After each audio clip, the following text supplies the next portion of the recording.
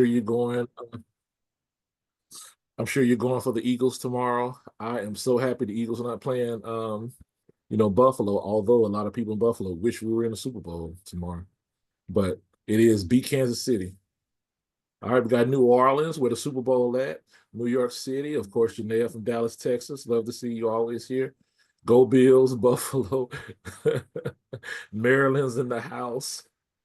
Buffalo, yep, Buffalo, Philly's in the house. Oh boy, they're gonna be. Oh, Philly is in the house today. Oh, this morning, Philly. Denver. All right, all right. Hey, Glenn. All right, Philly's in the house. Well, Philly is deep today. New York's in the house. Eagles. Glad to see everybody here. Happy Black History Month, everybody.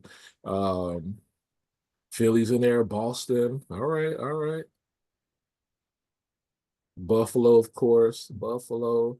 Oh, well. So Buffalo we do have the MVP. We do have the MVP up in Buffalo. All right. Valor said MVP.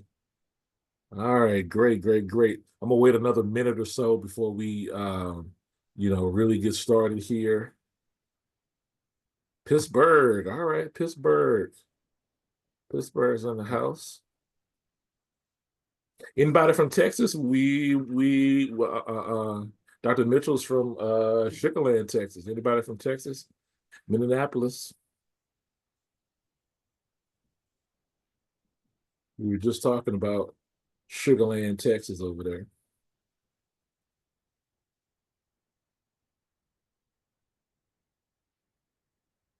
Yeah, Sugar Land. I missed the musical. Katie. Oh, Katie. All right, raising Katie. There you go, Marcia. Katie High.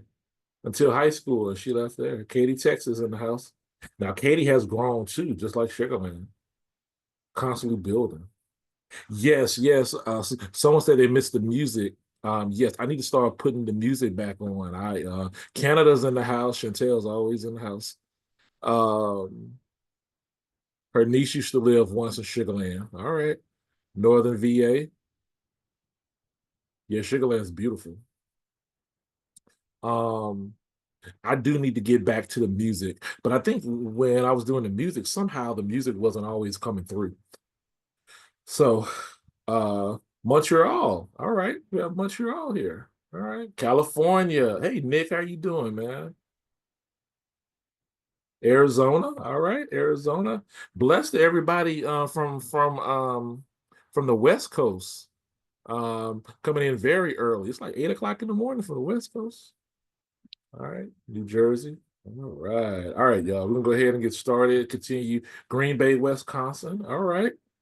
We're gonna go ahead and get started. Northern Virginia here. And you all continue to say hello in the chat. We have a wonderful presentation for today. And of course, I have to do my thing here as we get started here.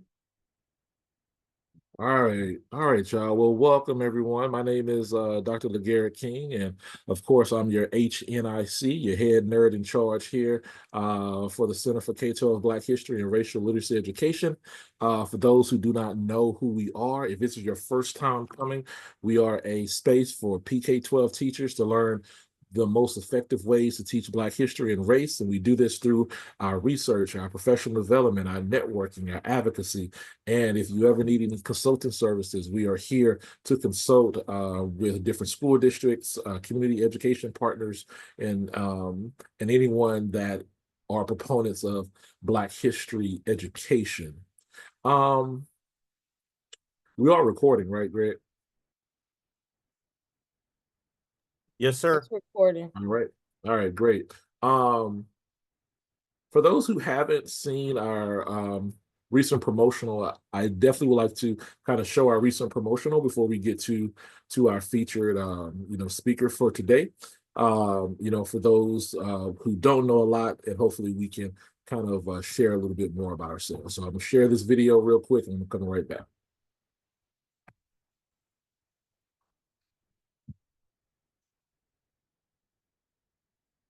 Can y'all hear? No, you can't hear?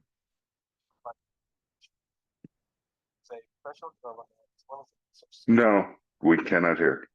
Can't hear? Okay. All right. Well, I'll try next time. Um, um, because the same thing we're going to talk about anyway. So, for the Center K-12 Black History Education, here's our beautiful staff here. Of course, you all know Dr. King, you all know Donovan, you all know Daphne, you all know Abigail, Deanna, Montana, and Russell, and of course, Hannah. And we look forward to seeing everybody this summer for the Teaching Black History Conference, and of course, throughout all our events. On next Saturday, February 15th, and make sure you register for the Freedom Teaching Toolkit, which talks about SNCC and various different ways that we can use SNCC in our classrooms. Dr. Amelia Crosby and Judy Richardson will be our featured nerds for next week. So make sure that you sign up for that session. Greg, please put that in the chat there. Just a reminder of our book clubs. It looks like we have one more book club for next week in terms of the Three Mothers. And of course, we have The Three Mothers by Anna Tubbs, which is a wonderful book. I picked up the book and I was at a sporting event for my son, and I just couldn't put it down. And I caught a few excerpts this morning from the book club, and very powerful space, to be in, particularly for our Black mothers. Next week, I'll probably introduce our next book club, which will probably start in March sometime. For those who are interested in our Teaching Black History micro-credential, we are starting our 2025-2026 cohort very soon. For those who are interested, save up $1,500. Our instructors are Abigail Henry and D. Forbes, and we will have an informational which will be set later on this month at 7 p.m. I'll make sure to send out those Zoom links soon for you all as well. Our Teaching Black History Conference proposals are now being accepted until the 1st of March. If you have a great idea for a session that you would like to present at the Teaching Black History Conference, please submit that there. Greg will put the link in the chat for you to see how you can submit. Everything's on our website as well. So if you don't get the link, just look at our website and you will see the proposals where you can submit your proposals. Our theme this year is Black Boy Joy, Black Girl Magic, the history of Black childhoods. If you have a topic on that theme, that's fine. If you don't have a topic on that theme, that's okay. You can submit any Black history topic for a presentation. Next week, I will have all of our keynote speakers, and I think you all will really enjoy who we will have this year. We have someone I think everybody would love to come see. Books by Dr. Mitchell, and I'm sure she'll talk a little bit, about these. Today, we'll put these links to her books in the chat.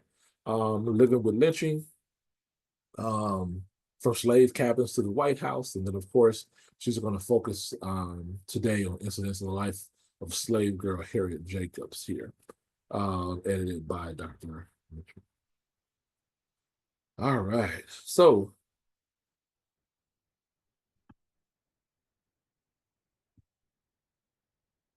Dr. Koritha Mitchell is an award-winning author, literary historian, cultural critic, and professional development expert. Her research focuses on African-American literature, as well as violence in United States history and contemporary culture.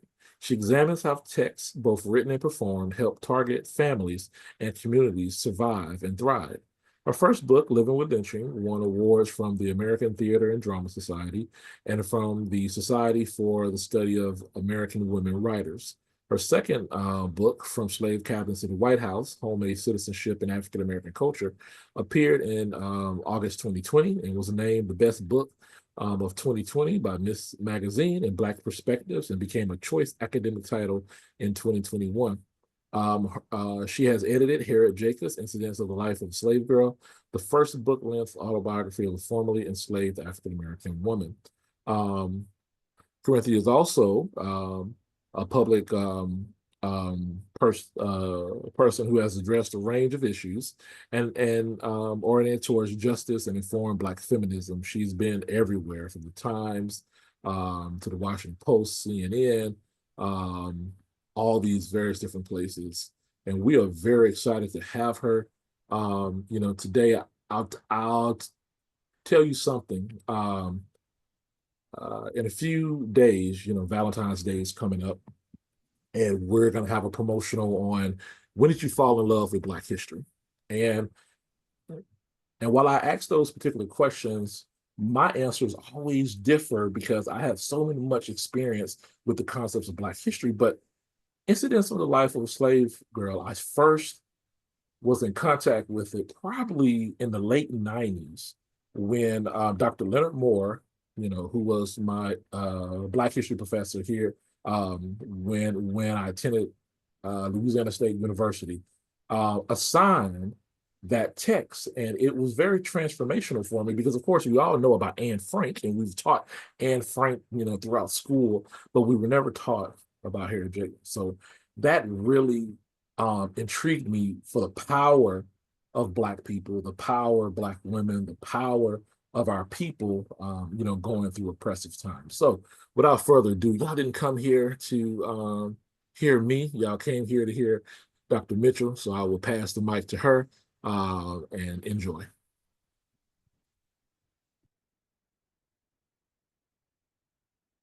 Good morning. Again, my name is Koritha Mitchell. I use she, her pronouns, and I am absolutely thrilled to join you. I often, over the years, have used the hashtag nerd so hard. So when I got the invitation that I could join the Black History Nerds, I was like, oh, y'all are speaking my language. So I'm thrilled to be here, and I'm going to launch right in because I definitely want to be able to experience this intellectual community.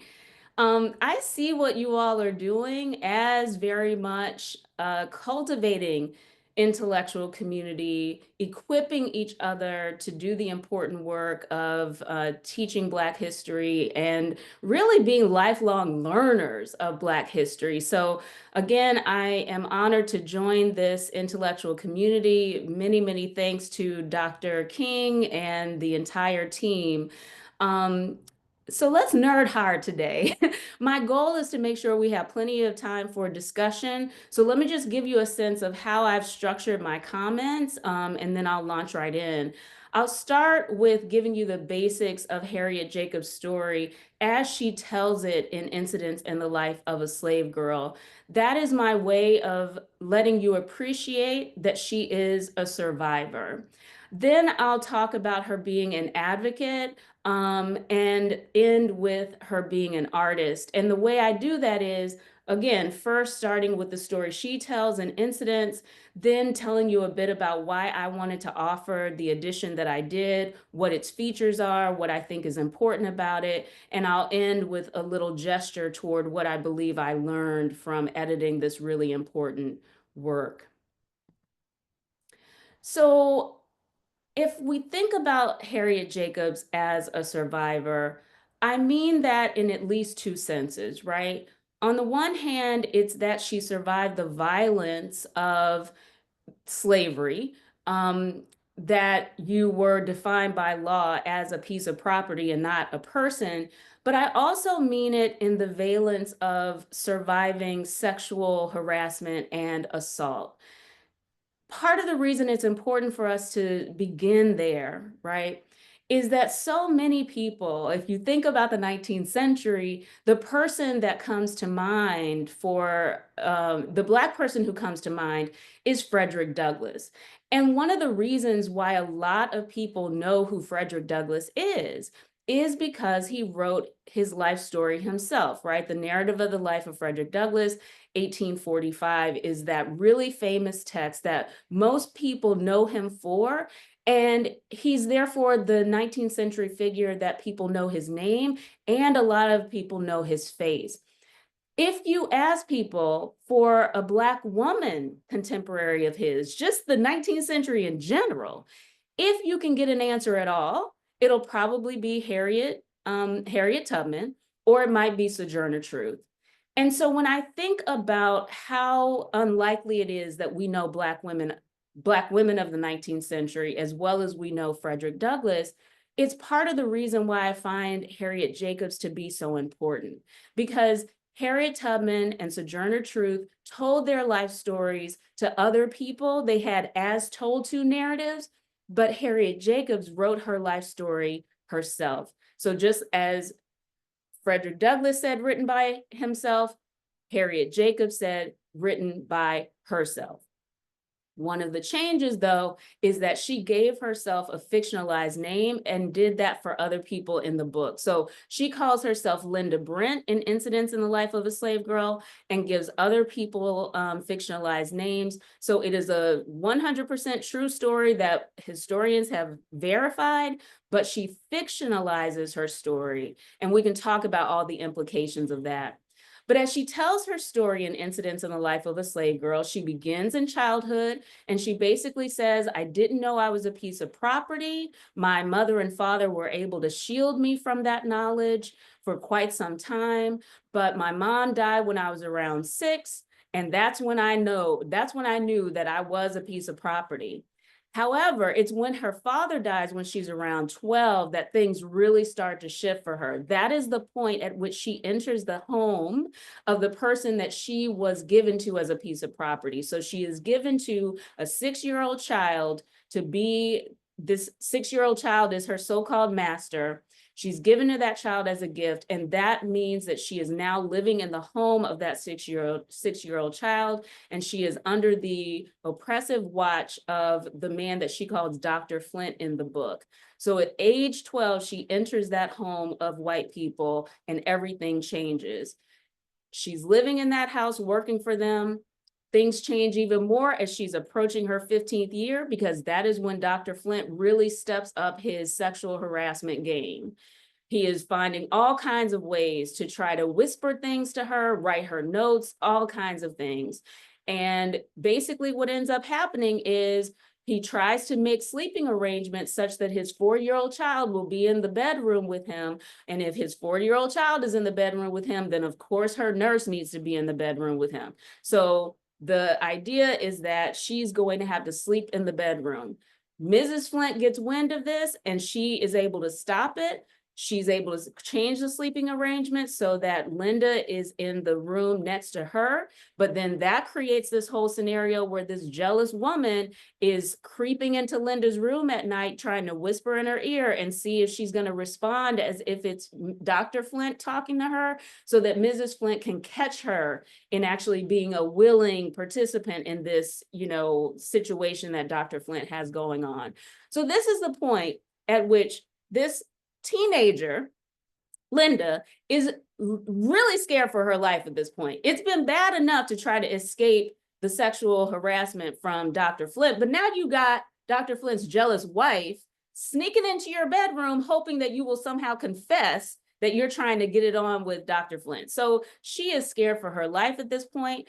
Also at this point, she ends up falling in love with a free man of color who wants to buy her freedom so that he can marry her. All of this is happening at the same time. Dr. Flint gets wind and he's like, if I see him creeping around my property again, I'll shoot him as soon as I would a dog. So all of this is happening for this 16-year-old girl, right, that we're calling Linda Brent. The other thing that's happening is not only is Dr. Flint saying, I will kill this person that you've fallen in love with, I also need you to know that I am going to build a cottage so that you can be in this remote location. In this house, I'm making you a woman of your own house, and basically so that she can be his sexual concubine out in this isolated place, because Dr. Flint has convinced himself that the only reason she's not going along with what he wants to do is that she's scared of Mrs. Flint. So he's like, oh, I'll move you out to this cottage and, then we can just have our thing.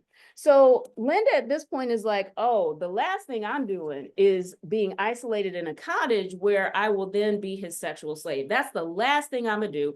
So she goes ahead and encourages the attention of this nearly 30. Now, Dr. Flint at this point is like in his 50s.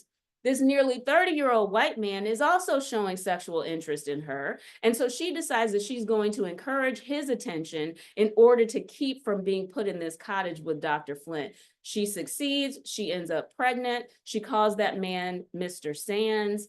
He does claim being the father of the child. And so that is how she prevents going to this cottage, by getting pregnant by Mr. Sands.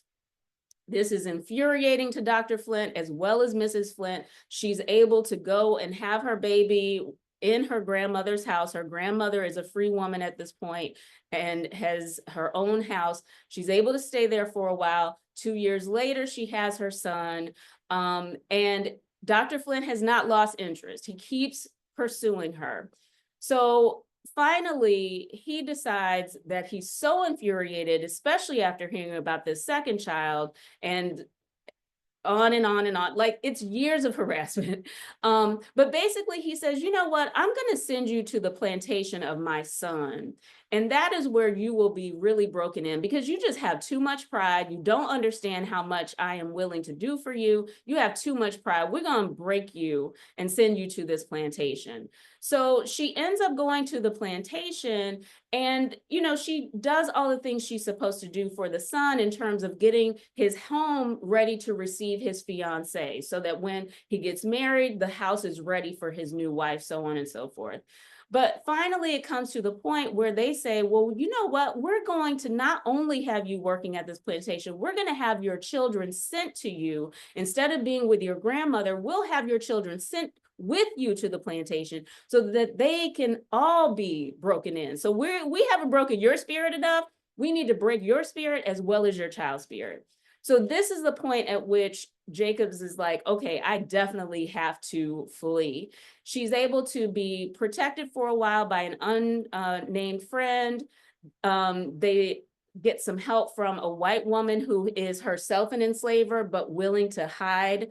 We'll call her Linda Brent, willing to hide Linda for a while. This is the point at which this white woman enslaver has the partnership of her cook, Betty. And so they keep Linda hidden for quite some time.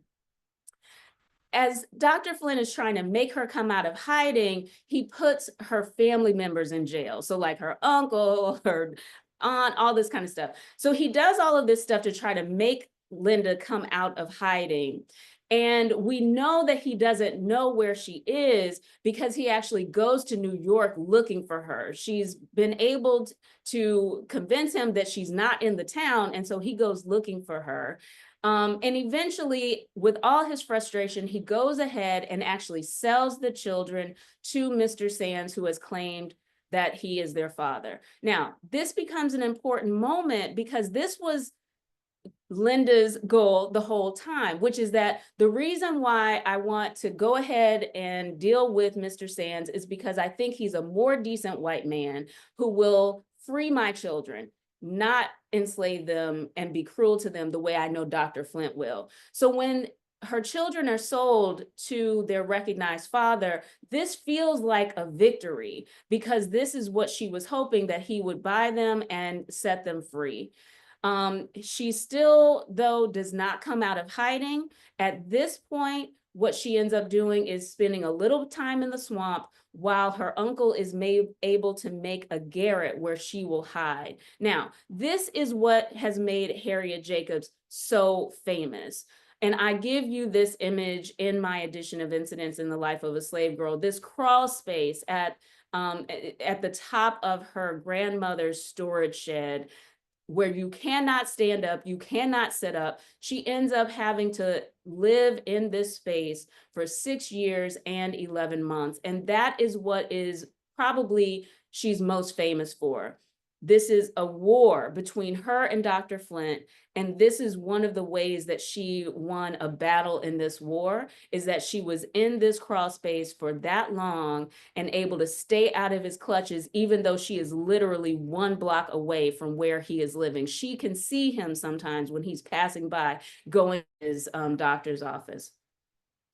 But basically, during this time when she is hiding in this crawl space above her grandmother's storage shed, Mr. Sands marries, goes to Congress, He does send her daughter to the north. It's not clear if her daughter is free in the north or not, but this was a kind of victory. We think it might have been a victory. Again, she's still hiding in this crawl space, and her grandmother is always discouraging her from actually fleeing. But because they're all stressed out, because it's dangerous for her to be hiding in the South, her grandmother starts to get really nervous, and one day leaves a door open, and it becomes clear that her grandmother may have compromised her, that she may have let someone who was visiting see that Linda is actually there. So that's the point at which her grandmother finally says, I no longer encourage you not to run to the north. I think you should, because now I've compromised you. And I guess I should say that the grandmother discourages her from running because she had a child who ran away and witnessed him being tortured. And so there's a lot of trauma that Jacobs is clear about her grandmother having experienced, and that is the reason she discourages her. But anyway, finally, she encourages her, go ahead, flee to the north. She does that by boat. She gets to Philadelphia. Shortly after getting to Philadelphia, she experiences the racism of the North. So she's like, okay, you know, I thought this was the Free States, but maybe there's some similarities here. She gets to New York. She builds a life there. Her son is sent to join her. So now she has both her children in the North, but she is a fugitive, keep in mind. So she's in the North as of 1842. She's a fugitive though. So every time Dr. Flint is coming to chase her in the North, she has to hide, even though she's in the North. So that goes on for a while. But finally, that goes on for a while. And actually, her employer's first wife ends up dying in childbirth. And when this happens, he asks her to go with him to England to be with his orphan child's British family so that his child can meet their British family, so on and so forth. So they do that. Jacob stays with him for 10 months. I should call her Linda Brent, because again, right now I'm just giving you what she gives us in Incidents in the Life of a Slave Girl. So Linda goes with her employer to England and stays for 10 months. Now, a big reason why she does this is because money.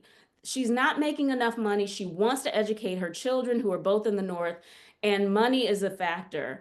And so she does this 10-month stint. When she comes back, her son is no longer an apprentice at the place that she had left him apprenticing. He has left to sail for England. After a while, Dr. Flint dies. That does not mean that she's not still being chased, though, because remember, she is the property of his daughter. His daughter is now a grown woman who has married, and they have decided that they want to retrieve their property. And so even though Dr. Flint has died, his heirs are coming to take her back as property. Her new employer realizes this and negotiates to pay them off so that she can no longer be chased. And that is where Incidents ends, where this woman has paid for her freedom, even though she said to her, I'd rather you not do that. I'd rather go to California and be with my brother because, you know, buying my freedom, that creates a debt that's not easy to pay back. And in addition to that, I've kept my freedom all this time, my God-given freedom all this time, through my own agency to pay the people who are demanding a God-given right that isn't theirs. To pay them is to take the triumph out of my victory thus far. So don't do that. But too late, the woman has done it. And so Incidents ends with Linda Brent basically saying, I remain in this woman's service. I'm grateful for the relief that she brought me, but I have a bad taste in my mouth for those freedom papers that she was able to purchase for me.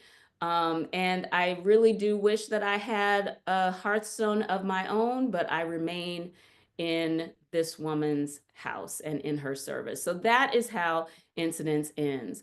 So the reason I see that as her being a survivor is because so much of her story is about being a survivor of sexual harassment and assault.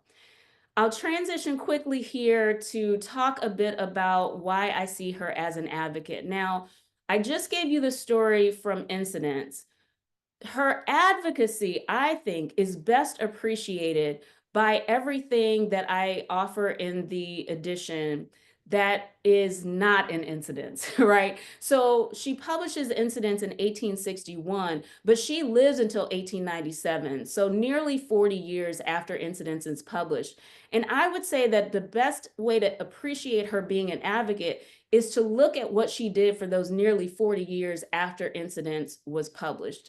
That is one way to understand her advocacy. But because I'm trying to be tight here today, the one way I want to talk about her advocacy today is to hone in on Incidents again.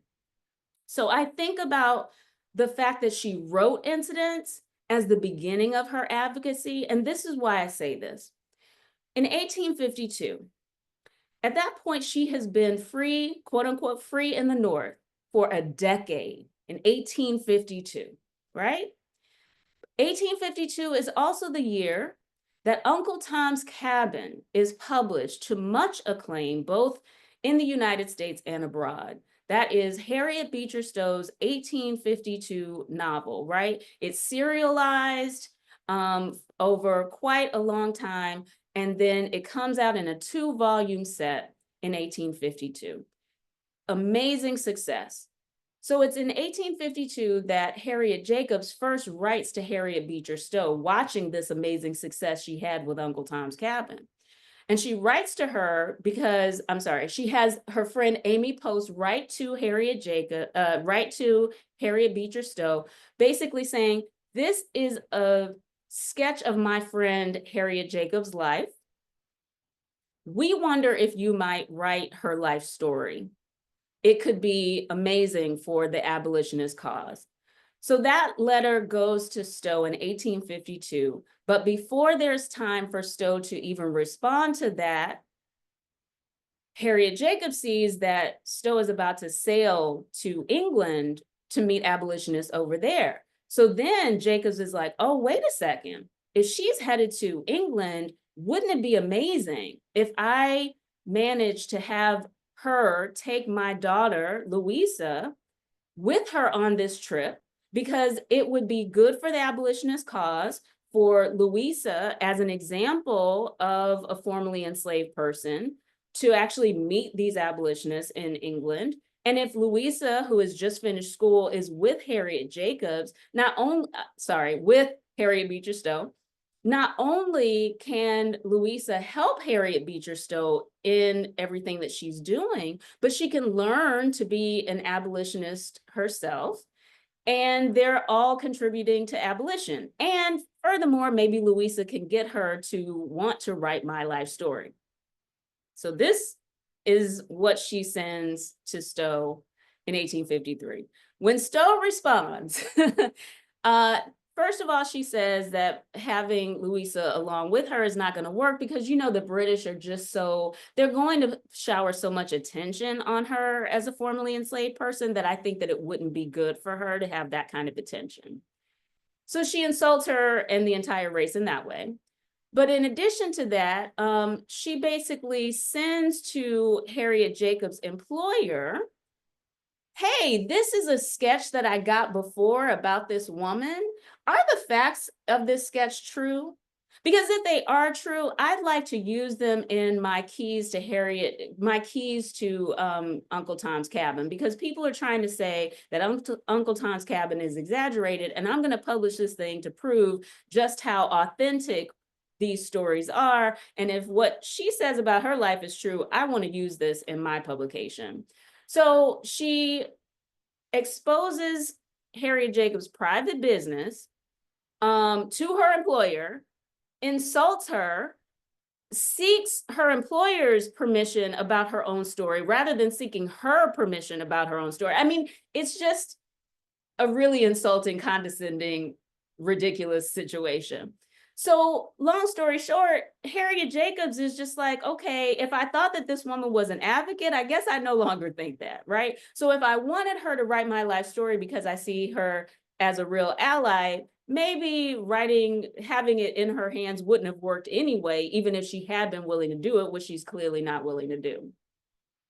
So I would say that this is around the time that Harriet Jacobs starts to make the decision that she's actually going to write her story herself. She doesn't feel confident to do it, but this foolishness from Harriet Beecher Stowe is part of what makes her feel like I need to get confident enough to write it.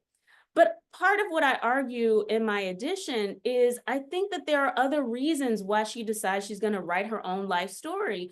And part of that is that her grandmother dies in 1853. And her grandmother is very sexually strict and just had a lot of pride around sexual matters.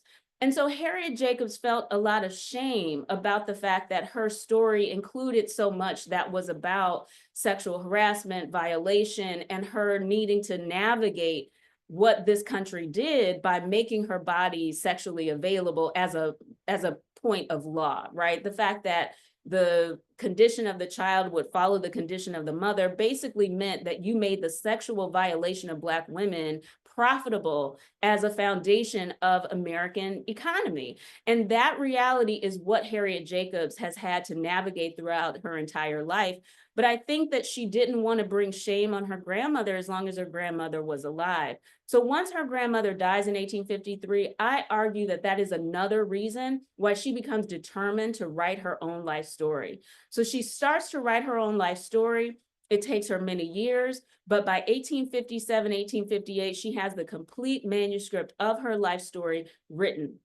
And at that point, she asked for letters of introduction to abolitionists in England, because of course, at this point, Black authors in the United States have much more of a likelihood of being published in the United States if they were published in England first. And so she gets these letters of introduction, literally sails over to England with those letters of introduction, meets a lot of abolitionists, and is hoping to get a publishing contract by the time she leaves.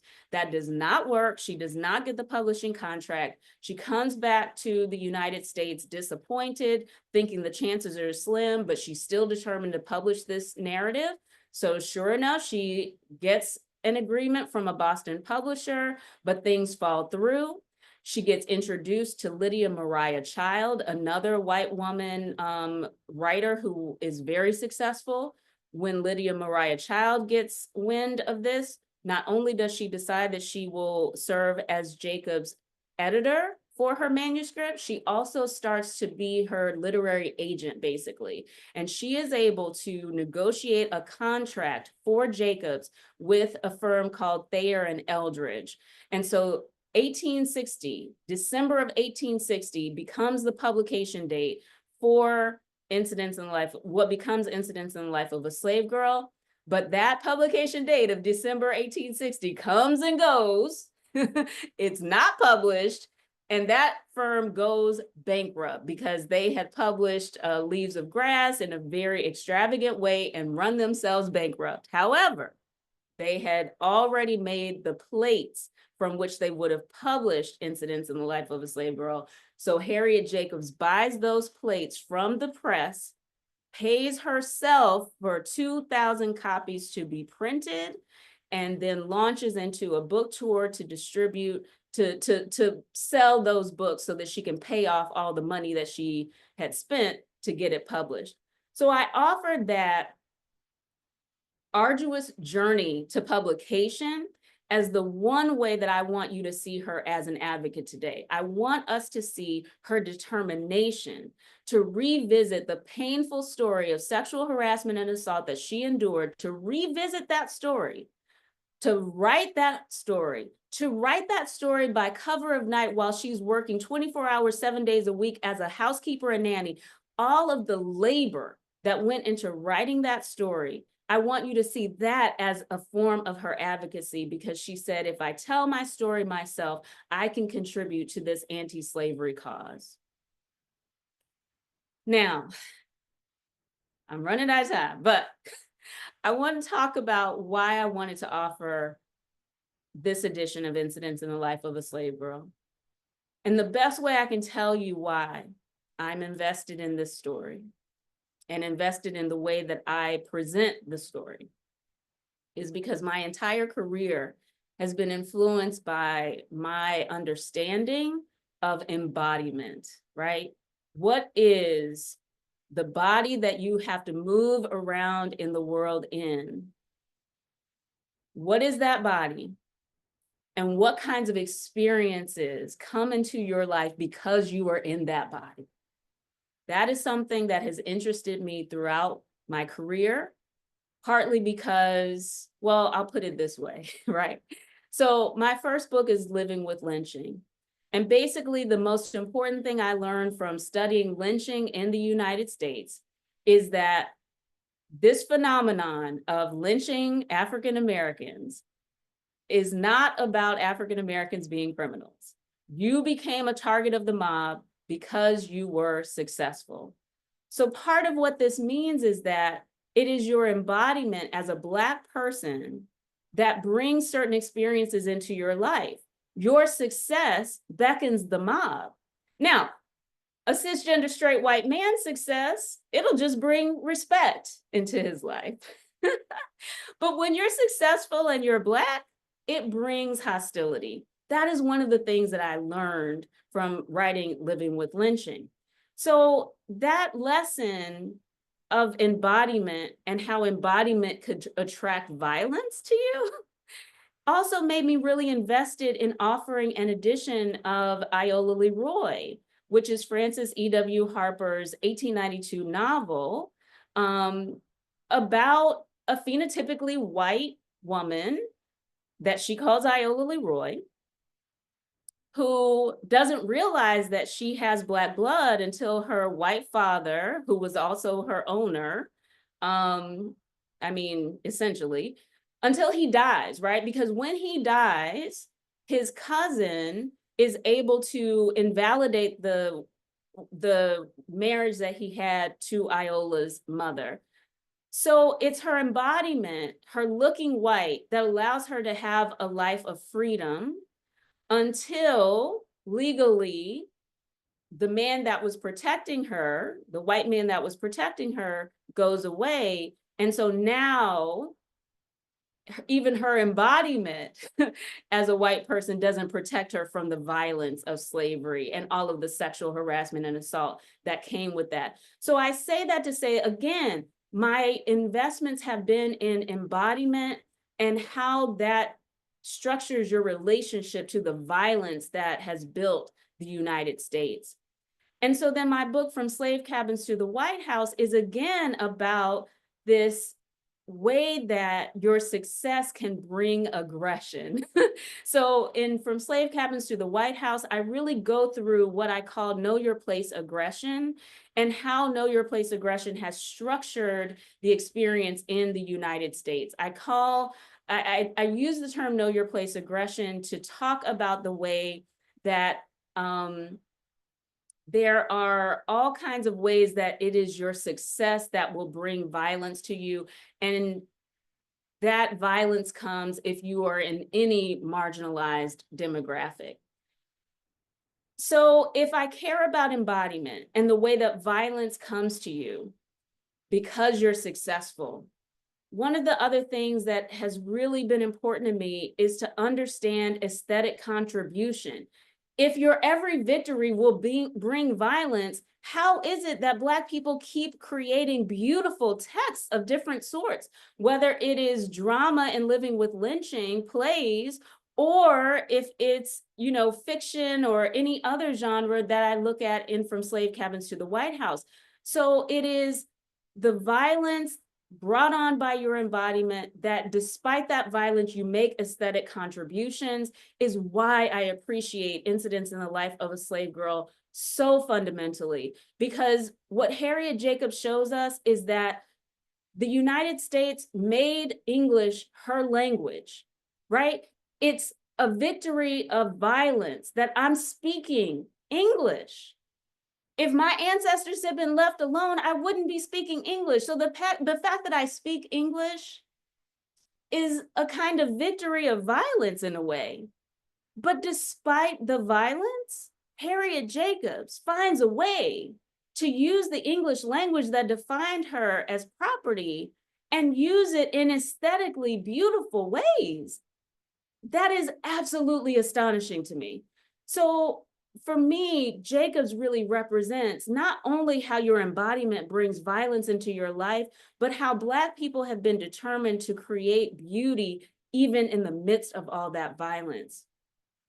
So I'm going to cut myself short here because I want for question and answer.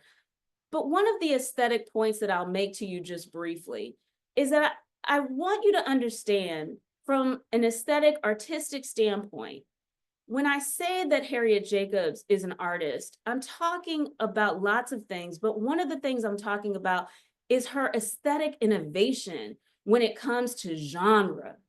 When she writes Incidents in the Life of a Slave Girl, and it's written by herself, she is clearly hearkening and given, hearkening back to Frederick Douglass's narrative written by himself. She's clearly gesturing toward that. So she's clearly entering the slave narrative genre. But she innovates on that genre in so many ways. And one of the ways that she innovates is to tell a story in which she is not a lone figure in the way that Douglass presents himself as a lone figure, as narrator of that narrative. She tells you over and over again all of the people it took to have her hide as long as she did and to eventually get to freedom.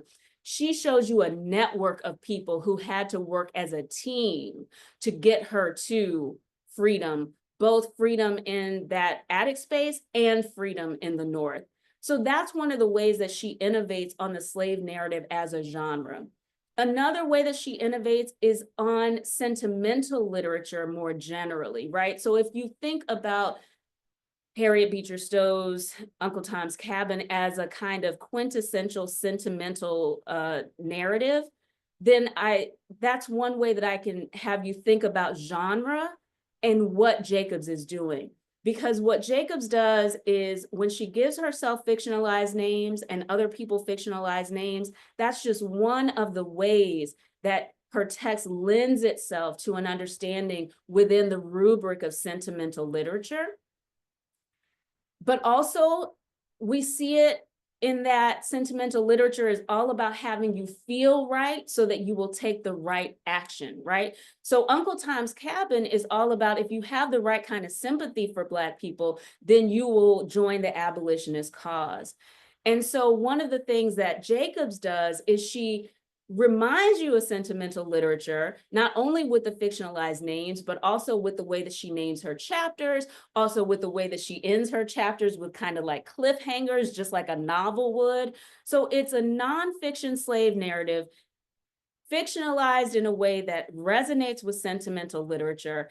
And those are just two of the ways that she proves to be an artist. Not only is she using the English language in a beautiful way, but she is innovating on the slave narrative and on sentimental literature. I'm going to skip the rest of this and let us get to Q&A. But I do want to make sure that I don't neglect to tell you that both Iola Leroy and Incidents in the Life of a Slave Girl are 20% off because this is the, I think, bicentennial, yes, 200 years of Frances Ellen Watkins Harper. So because my press is celebrating that 200th anniversary, they've made both of my editions 20% off. So I would be remiss if I did not at least tell you that.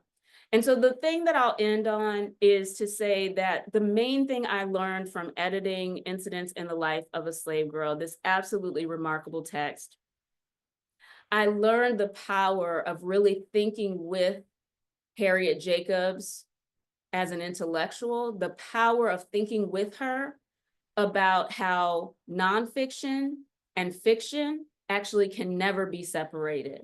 So when she tells her nonfiction story, but does so in an aesthetically innovative way, she is highlighting how fiction and nonfiction actually can't be separated. And if we understood that, then we would have more tools to fight as we deal with racist, sexist, evil people who are constantly creating stories that allow them to treat people as something other than people, and constantly telling stories that make them seem innocent even as they do crimes in our face.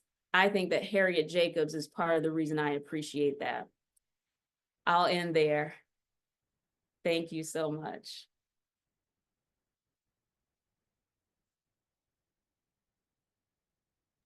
All right. Let's can we stop sharing? I want to get the gallery here. Let me see if I can get the gallery of people here. Here we go. All right, let's give Dr. Mitchell a hand for that wonderful and thought-provoking presentation. I know there's a lot of comments that was in the chat, box here. So I know there's a lot of people who would have questions as well as comments, for you. So we'll just go ahead and open up the gallery for any questions or comments or thoughts for Dr. Mitchell.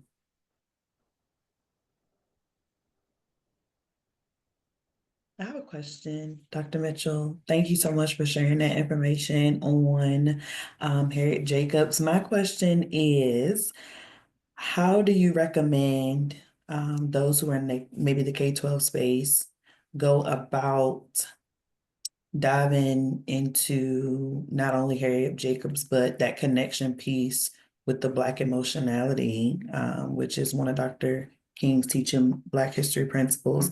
How would you recommend that we, our pedagogy, I guess, so to speak, for this type of work? I love that question. Thank you so much for it. The most honest first response I have to that is the reason I edited the book the way I did is actually because I believe that part of what people need practice in is, okay, I guess the way I'll say it is this. When you say emotionality, the word that comes to mind for me is dignity, right? That dignity would be the ethos with which I present it, right? Having students think about dignity, because that for me is what would open up exactly the framework that I use to present this narrative, which is to say, I want us to engage with how intellectually rigorous Jacobs is. And if we can get students to do that, that for me is connected to the dignity that she holds on to despite everything she's going through, right? So she's giving you this analysis of just how violent this system is, right? This system has said that sexually violating her is just something that should be okay. It's a necessary non-event. If we're going to make the money that we want, we need to make the sexual violation of these Black women profitable and just a matter of course. It happens as a matter of course. Because Jacobs knows that her body is available as a matter of course is exactly why she has to navigate sexual violation, sexual vulnerability. That's what I should say. She has to navigate sexual vulnerability that she can't escape. And so as she takes agency over that vulnerability, she determines that she's going to deal with sands rather than flint. So for me, when we think in terms of dignity, that allows us to recognize how deliberate she is in the choices she's making and how deliberate she is in how she's presenting those choices as an intellectually engaged person who her country said wasn't a person at all. And she's just putting her intellect on display every page. So for me, that's the framework I like students to come at it with, because part of what our education in the United States is too good at, from my standpoint, as a literature person, is that too often when we're introducing students to works, it's like we think about artistic choices when the authors are cisgender straight white men. But when we look at anybody else, whether it's white women's texts or anybody else, we treat it, teachers are taught to treat it more like this anthropological thing. It's like, how do we get insight into this unique experience? And so what I am hoping we can do is really think through her intellectual rigor and her aesthetic choices as a way of getting at dignity. So I hope that connects to the emotion part in the ways that you all talk about it. Dr. Mitchell, am I getting this incorrect? But I remember at one time, was there a teacher resource connected to the book? No, the edition has 6 appendices. So I would say that that's the resource. Oh, that's the part of the presentation I totally skipped. Yeah. So actually, thank you for highlighting that, because so what I've done is I offer 6 appendices, and this is designed for making making your own teaching assignments. So for example, I have historical context. The first one is historical context, where I have you think about, the Fugitive Slave Act. I have the text of the Fugitive Slave Act, things like that. Then Appendix B is additional historical context. And that is where I'm talking about, like, how do we get students to understand why I say that the United States literally built its money on the sexual violation and vulnerability of Black women. So I have details like that. I also have details about the composition and publication of incidents. So this is how we know that Harriet Jacobs really did write it and publish it herself, and so on. So I guess I do want you to understand that I have given resources that are teacher oriented. So I'll give you 2 examples of how I've used it so far. One of the things I do is I have students choose an item from the appendices that they find most engaging, and have them talk about why they felt that was engaging in conversation with what Jacobs herself had offered in incidents. Things like that become one of the ways that students can interact with what I've given you in the appendices. But of course, teachers would be able to just create an all-out assignment that, I mean, from every different appendix opportunity, you could actually make an assignment based on that and not even have the students choose and just make the assignment. So I hope that's helpful. Yeah, definitely. Shay? Okay, there we go. Excuse me. Good morning and thank you.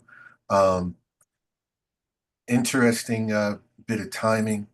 The version of the book that I have on page 13, there's a couple of pages that's titled The Slave's New Year's Day. Mm-hmm. Whatever Rod Serling came by and had me revisit that on January 1st, which is pretty interesting. But could you share a couple of words about those couple of pages and the content of those couple of pages, if you may? I mean, the big point that Jacobs makes is, listen, if you are a Northern white woman reader who I have targeted with this tale because I have been free in the North for a while, but I am writing my life story. I'm revisiting this horror because I want to get white women in the North to join the abolitionist movement. And if you are one of those white women that I'm addressing, I want you to think about how happy New Year's Day is for you. But for Black women, they can have their children sold away from them on this day. And this is a time when you can see enslaved people trying to lobby for certain not only owners, quote unquote owners, but also certain renters, right? Because if they're rented out, they know which people to be rented out may treat them better than the others. So she goes through the details of the heartbreak of New Year's Day for enslaved people who might be sold away from their loved ones and or rented out from their loved ones. The fact that you've brought up that particular chapter, of course, also makes me think about the fact that she shares in another chapter more about Christmas festivities, right? And she talks about the John Canoe festivities. And the reason I want to highlight that is because it's another way that I talk about her aesthetic choices, her decisions as an artist, right? It feels to me like part of how you can appreciate her artistry is to appreciate that even as she wields the English language, the written word beautifully, she honors Black vernacular culture, right? She honors the fact that this country made it illegal for us to read and write English. Even as you strip me of my own home language, you're going to make it illegal for me to learn how to read and write this language, right? And so there's an oral history that sustains Black people to get to the point where we would have written literature, right? Like that's part of the point that I always emphasize to my students is that how can a people survive to offer this written text if they hadn't had oral literature that sustained them as a people? So for me, it's a deliberate artistic choice for Jacobs to honor vernacular culture in the form of John Canoe celebrations, right? That embodied ritualistic holdover, right? African retentions. Like she is making sure that she documents that in this text as she writes in the language that defined us as property. I'm also going to honor our vernacular culture. So that's what you make me think of too. Thank you very much for that. All right, so I know we're at time. Any last questions or comments or thoughts? I do have a question. Mhm. So, Dr. Mitchell, thank you so much for that wonderful story of Harriet Jacobs. However, when you talk about the theme of embodiment and being a successful Black person, in, workspaces, what is your suggestion or recommendation for Black people thriving or surviving and thriving in those spaces? Because it's a mindset of protection, right? Like we have to survive. We're trying to protect the body so that we're not harmed. Woo! Yeah. The quickest way I can answer that is to say that this is the reason why I always speak in terms of know your place aggression. So I define know your place aggression as oh, now I can't think of my own freaking definition. The flexible array of forces that basically put you back in your so-called proper place. And the reason why I think in those terms and always want to offer that language is because it's important that we know that you won't have needed to do something wrong in order to be attacked. You won't have done something wrong in order for somebody to feel the urge to put you back in your proper place. And I speak in those terms because I'm thinking about culture. You know a culture by what is most commonly said and done in a space, right? So words and deeds, discourses and practices, that is where all this comes from. So it doesn't even have to be personal. If you understand that this is the cultural pattern, whatever is going to put that person from a marginalized group back in their proper place is the most American thing to do. So knowing that is one of the ways that I think I can help people not internalize the BS. So I talk in terms of know your place aggression because I want us to not internalize it and spend a lot of time thinking, oh, well, maybe if my tone had been this, or maybe if I hadn't this. No.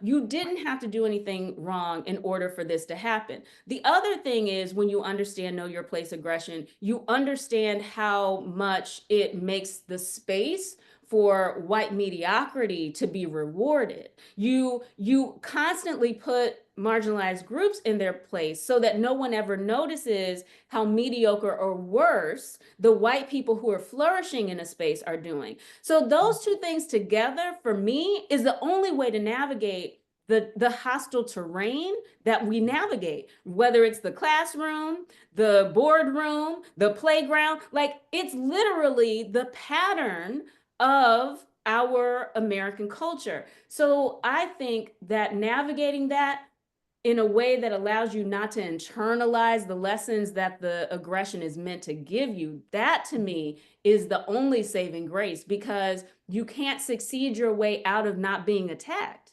The more you succeed, you're just going to find different attacks. So yeah, so that's the quickest way I can put it. And I actually, you make me want to pull it up, because you know, I talk about know your place aggression in a piece that, now that you brought that up, I feel like I ought to share the link to it. And of course, I'm not going to be able to do that quickly. Let me see. Ooh, that's not.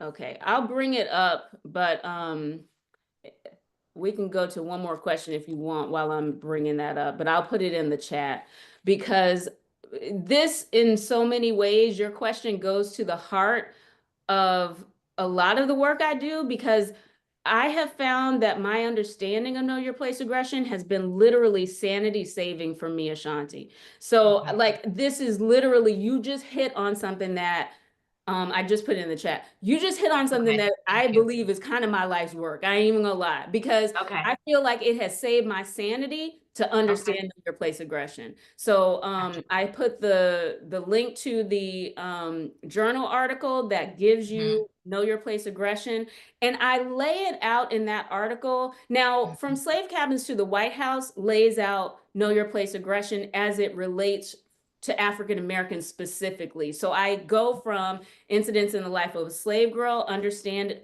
in the framework of know your place aggression, all the way up to Michelle Obama, in the frame of know your place aggression, in From Slave Cabins to the White House. But the article I just put in there thinks about know your place aggression, not only in relationship to African Americans, but also as it relates to straight up sexism, right? As it responds to white women just because of sexism, as it responds to queer people based on heterosexism, classism, Islamophobia, ableism. Like, I go through all of the marginalized kind of experiences in that article. But when it comes to Black people specifically, From Slave Cabins to the White House is where I do it. But thank you so much for that. Yes, you're welcome. Thank you for your answer. You gave a name to what I did not know there was a name for. That aggression, whatever. You gave me a definition for what has been happening to us for so long. That is nothing we have done, but it makes us think that we are wrong. Yes. And that's a way of making us internalize a lot of crap that's not ours. Oh, thank you so much. Yes. Thank you so much. That means the world to me, because again, it has been sanity saving for me. So I was determined, you know, because I was having one-on-one conversations with people where I explained know your place aggression to them. But I was like, this has been too sanity saving for me not to put it in writing. And so you honor me by saying that, because that is exactly my goal. That is exactly why I made it the article. And then that's exactly why I did From Slave Cabins to White House. Thank you so much. I got it. And I actually have it. Thank you so much. I'll mute. And to piggyback on what she said, this absolutely describes the dismantling of DEI. Oh, yeah. Oh, absolutely. You have no business trying to be better than anybody else, and we're going to make sure that you stay in your place. Oh, absolutely. All right. So, Dr. Mitchell, there's some really great words in the chat for you. So as I'm closing, maybe you want to read through that real quick, and then I'll have you can have anybody save it and send it to me? We definitely can do that as well. Oh, that would be lovely. So, ladies and gentlemen, again, let's give Dr. Mitchell a hand for giving up some of her Saturday. Thank you for letting me nerd out. You know, nerding out with us, a featured nerd. Just a few quick, you know, reminders, ladies and gentlemen. Please, Teaching Black History Conference proposals are out. Registration will be open very soon. In these times, right, there is not going to be a lot of, we are an entrepreneurial center, meaning that there's a history of grassroots efforts for Black organizations and centers and aspects. We do not take money from the University of Buffalo. We do not take money from our college, our conference, our micro-credentials, our consultancies are all part of our revenue streams. And we need you all you know, to attend the Teaching Black History Conference, one of the most affordable 3-day conferences you will ever be a part of, $125. If you present, your registration is $100, and you cannot get that any teacher-specific, scholar-specific conference for that much for 3 days here in Buffalo, New York, July 25th through the 27th. So if you have a proposal idea, please submit.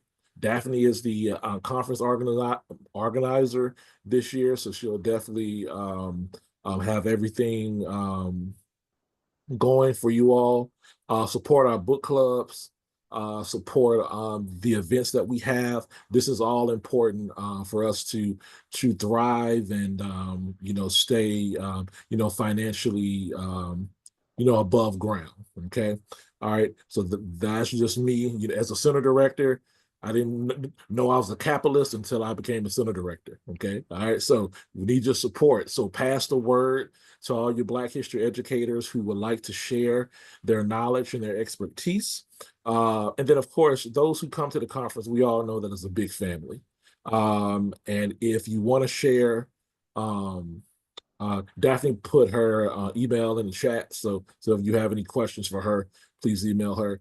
But we educate people from all around the world who come, hundreds of educators from around the world. So if Black history education is your thing, share it, share it, share it.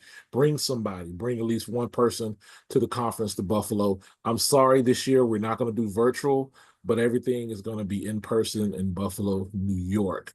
I'll just go ahead and tell you, y'all. So keynote speakers, you know, Lori Smothers from the Black Joy School out in Athens, Georgia, will be there. Mr.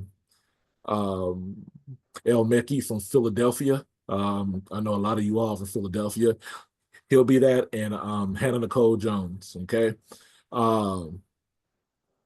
Will be our feature speakers. So we need you all to come out, enjoy, have fun. Our banquets, our receptions are going to be the bomb. Tight DJ, good food, all that good stuff. All that. People, come out. I need for y'all to come out July 25th through the 27th. All right. Daphne, you have anything for the book club or anything you want to say? No, you said it all. Okay, all right, great. Teacher micro-credential folk, see y'all later this evening. Dr. Mitchell, you have any last words? Just thank you all for letting me nerd out. I'm trying to put likes on these things and I'm not getting to all of them, but I just so appreciate y'all's attention and letting me nerd out. It is such an honor. And especially, I'll just say, as Dr. King knows, my mom became an ancestor very recently, and this book is dedicated to her. And it says, "It's astonishing what you made possible, Mama, absolutely astonishing." And so I just say that sharing this work is also honoring her right now in this moment. So it means a lot that I was able to do this because this is what she equipped me to do. So thank you for letting me share. Blessings to you and your family. Blessings to you and your family. All right, good people. In love and solidarity, you all have a wonderful Saturday, and we'll see y'all nerds on next Saturday. Peace and blessings. Thank you. Keep up the good work. This is the best ever.